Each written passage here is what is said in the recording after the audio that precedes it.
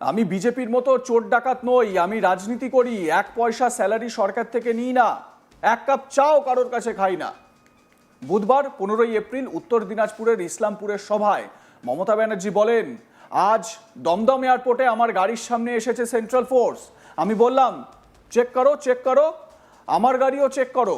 তৃণমূলের লিডারের গাড়ি চেক হলে কেন প্রধানমন্ত্রীর গাড়ি চেক হবে না, সিআরপিএফ এর গাড়ি চেক হবে না, স্বরাষ্ট্রমন্ত্রীর গাড়ি চেক হবে না, কেন বিজেপির গাড়ি চেক করবে না, খালি তৃণমূলের গাড়ি চেক হবে? এদিন বিজেপি ও সেন্ট্রাল ফোর্স নিয়ে আক্রমণের সুর চড়ান মমতা বলেন, সেন্ট্রাল মিনিস্টার টাকা নিয়ে আসে, আপনার সেন্ট্রাল ফোর্সের গাড়িতে কি কি আসে আমার জানা আছে।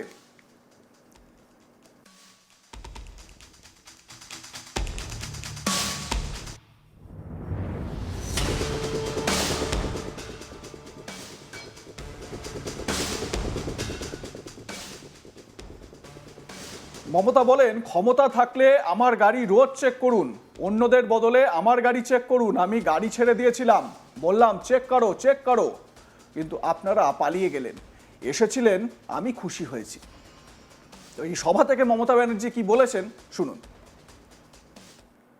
कि हम बीजेपी लेके माफिक, हम चोर डकैत नहीं हूं, हम राजनीति करते हैं, एक पैसा भी सैलरी हम गवर्नमेंट से नहीं लेता है, इसको समझना चाहिए। एक कप चाय भी हम किसी से पीते नहीं है। ये झूठा गद्दारी कितना दिन चलेगा? आज दमदम एयरपोर्ट में हमारा गाड़ी का पास में भी आया सेंट्रल फोर्स। मैंने बोला क्या चेक करो, हम चाहते हैं तुम हमारा गाड़ी भी चेक करो। अगर तृणमूल का ऑल लीडर को चेक होगा तो प्राइम मिनिस्टर को क्यों नहीं होगा? क्यों सीआरपीएफ का गाड़ी चेक नहीं होगा? क्यों होम मिनिस्टर का गाड़ी चेक नहीं होगा? क्यों बीजेपी का गाड़ी चेक नहीं होगा? खाली तृणमूल को होगा? ऐसा ही इलेक्शन चलेगा?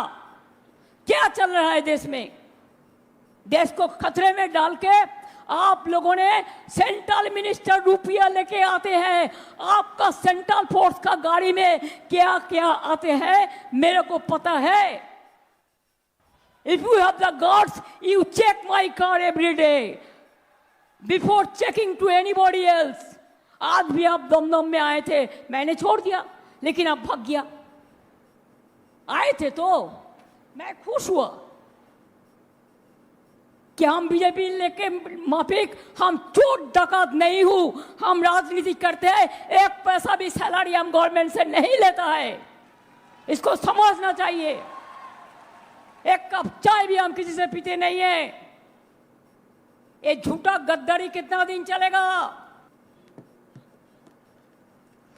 এদিন বিজেপি টাকা বিলি করছে বলে দাবি করেন মমতা। তিনি বলেন, এখন থেকে টাকা বিলি করছে, একটা কার্ডও বিলি করছে, সেখানে বলা হচ্ছে ভোটের পর টাকা দেওয়া হবে।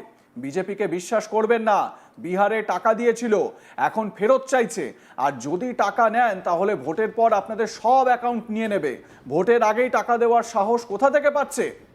এটা আদর্শ আচরণবিধি লঙ্ঘন। আমি নির্বাচন কমিশনের কাছে আবেদন করব যেন কার্ড বিলি অবিলম্বে বন্ধ করা হয়। কি বলেছেন মমতা প্রসঙ্গে শোনাবো আপনাদের। इलेक्शन का टाइम में कार्ड डिस्ट्रीब्यूशन कर रहा है finance minister. I will appeal the election commission to take strong action against of her and including all who are misleading the power and misusing the power. I have seen their program and they have distributed card today. Why not before election? আপনারা এখন নতুন করে account করছেন, টাকার ভান্ডার নিয়ে নেমেছেন। যতই টাকা দিক আর যাই দিক ভাববেন ইলেকশনের পরে বুলডোজার নিয়ে আসবে আর আপনাদের দেশ থেকে তাড়িয়ে দেবে, ভয় পাবেন না। আমার সহকর্মী অনির্বাণ সিংহরা এ প্রসঙ্গে তার প্রতিবেদনে কি বলছেন শুনুন।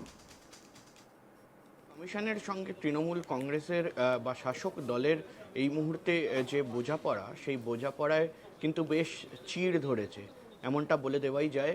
কারণ ইতিমধ্যেই তৃণমূল কংগ্রেসের তরফ থেকে একটি অভিযোগ যে এই মুহূর্তে একেবারে যে হোয়াটসঅ্যাপ যে চ্যাট, সেই চ্যাট নাকি কোথাও গিয়ে তৃণমূলের হাতে এসছে এবং তৃণমূল কংগ্রেস ইতিমধ্যেই সেই চ্যাট নিয়ে একেবারে বলা যায় যে রাজনৈতিক তরজা তুলেছে।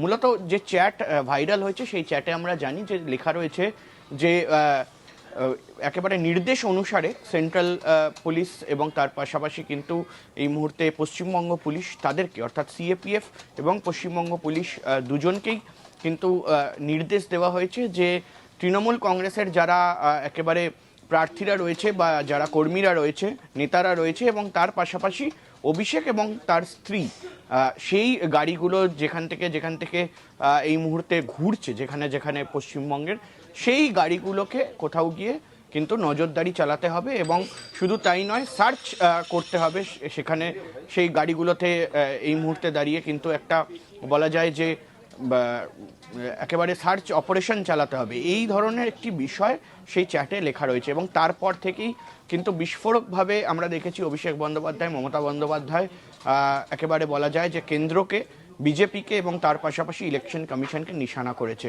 ইতিমধ্যেই আমরা যা খবর পাচ্ছি যে ইসলামপুরে মুখ্যমন্ত্রী মমতা বন্দ্যোপাধ্যায় তিনি এক জনসভা করতে গিয়েছিল, ইলেকশন ক্যাম্পেন, এবং সেখান থেকে তিনি একটি বার্তা দেন। সেই বার্তায় তিনি স্পষ্ট করেন যে তিনি নাকি যখন এয়ারপোর্টে থেকে বেরোচ্ছিলেন ফ্লাইট থেকে নেমে, সেই সময় নাকি তার গাড়ির দিকে কিছু সেন্ট্রাল ফোর্স এগিয়ে আসে এবং সেন্ট্রাল ফোর্স এগিয়ে আসার দরুন মুখ্যমন্ত্রী মমতা বন্দ্যোপাধ্যায় নাকি সেন্ট্রাল ফোর্সকে বলে যে আসুন আমার গাড়িটাও চেক করুন। যখন আপনারা এই মুহূর্তে তৃণমূলের নেতাদের গাড়ি চেক করছেন, অভিষেকের গাড়ি চেক করতে চাইছেন বা অন্যদের গাড়ি চেক করতে চাইছেন, তখন আমার গাড়িটাও বাদ যাবে কেন? এই মুহূর্তে কিন্তু সেই সময় মুখ্যমন্ত্রী মমতা বন্দ্যোপাধ্যায়ের দাবি এবং তার যে একেবারে বলা যায় জনসভায় যে বার্তা, সেই বার্তাতে স্পষ্ট করেন যে তার নাকি একেবারে স্পষ্ট বার্তায় সেই সময় যারা সেন্ট্রাল ফোর্স ছিল তারা নাকি পিছু হটে এবং সেখানে দাঁড়িয়ে তার গাড়িতে চেকিং করতে বললেও তারা নাকি করেনি। এবং তার পাশাপাশি কিন্তু মুখ্যমন্ত্রী মমতা বন্দ্যোপাধ্যায় একেবারে স্পষ্ট করে নিশানা করেছে ভারতীয় জনতা পার্টি এবং একেবারে প্রধানমন্ত্রী নরেন্দ্র মোদী এবং স্বরাষ্ট্রমন্ত্রী অমিত শাহর দিকে। কারণ তিনি স্পষ্ট করে বলেছেন যে যেখানে এতগুলো চ্যাট বা এই ধরনের নির্দেশ যখন আসছে, সেই সময় কেন শুধুমাত্র একেবারে মমতা বন্দ্যোপাধ্যায়, তৃণমূল কংগ্রেস বা অভিষেকের গাড়ি, সেখানে দাঁড়িয়ে কিন্তু প্রধানমন্ত্রী বা এই মুহূর্তে স্বরাষ্ট্রমন্ত্রীর গাড়িও চেক করা উচিত এবং সিএপিএফ অর্থাৎ সেন্ট্রাল ফোর্স যারা রয়েছেন তাদের গাড়িও চেক করা উচিত, এমনটাই কিন্তু মুখ্যমন্ত্রী মমতা বন্দ্যোপাধ্যায় দাবি করেছে। কিন্তু তারই মধ্যে এই মুহূর্তে দাঁড়িয়ে একটা বোঝাই যাচ্ছে যে কোথাও গিয়ে কিন্তু কমিশনের তরফ থেকে যে চ্যাট ভাইরাল হয়েছে সেটা অবশ্যই তৃণমূলের দাবি, কিন্তু তাছাড়াও এই মুহূর্তে দাঁড়িয়ে যে সম্পর্কে যে চিড় ধরেছে এই মুহূর্তে তৃণমূল কংগ্রেস বা কমিশনের, সেটা কিন্তু যত নির্বাচন এগিয়ে আসছে তত কিন্তু এই রাজনৈতিকভাবে বিষয়টা সরগরম হচ্ছে। আপনাদের মতামত জানাতে ভুলবেন না। দেখতে থাকুন আজ তাক বাংলা। সাবস্ক্রাইব করুন আমাদের ইউটিউব চ্যানেলটি, বেল আইকন প্রেস করুন নোটিফিকেশন পেতে।